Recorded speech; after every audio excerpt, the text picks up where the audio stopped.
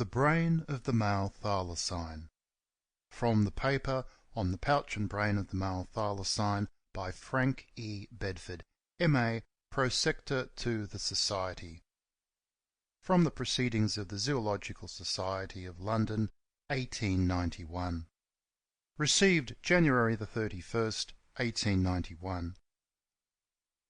On the 5th day of February of last year, the male thylacine, which was purchased by the Society in 1884, died. Its death gave me the opportunity of noting a few points in the structure which have not been as yet described and figured, or have been only briefly and incompletely dealt with. The brain. In order to injure the skull as little as possible, the brain was extracted in two halves, the skull having been sawn through the median vertical longitudinal plane. The brain was hardened in alcohol and had a curious yellow colour, not always seen in brains so prepared. The brains of a kangaroo and a wallaby, which I had prepared for comparison with that of the thylacine, were white. On the other hand, the brain of a sloth, also preserved in alcohol, showed the same brownish-yellow tint.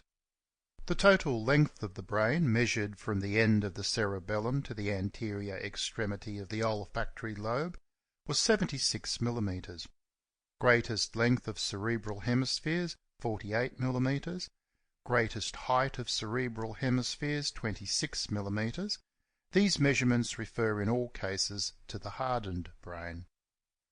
The only descriptions of the thylacine brain with which I am acquainted are contained in Professor Flower's memoir upon the marsupial brain, that by Gervais, and that by Sir Richard Owen in Anatomy of Vertebrates.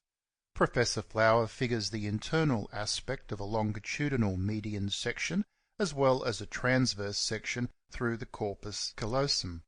His description of the brain is limited to the following passage in his paper, page 646.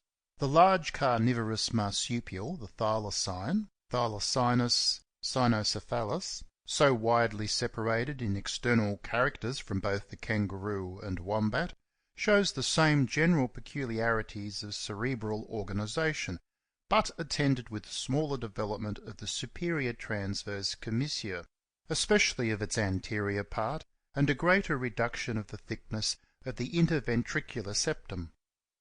Sir Richard Owen remarks that Thylacinus has the anterior apex of the hemisphere marked off by a deeper transverse fissure, extending to the inner surface, and that there is a short fissure above the back part of the hippocampal one. Sample complete. Ready to continue?